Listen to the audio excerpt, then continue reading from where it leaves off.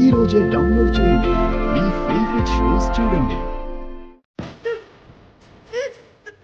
తాతయ్య ఏమైంది తాతయ్య?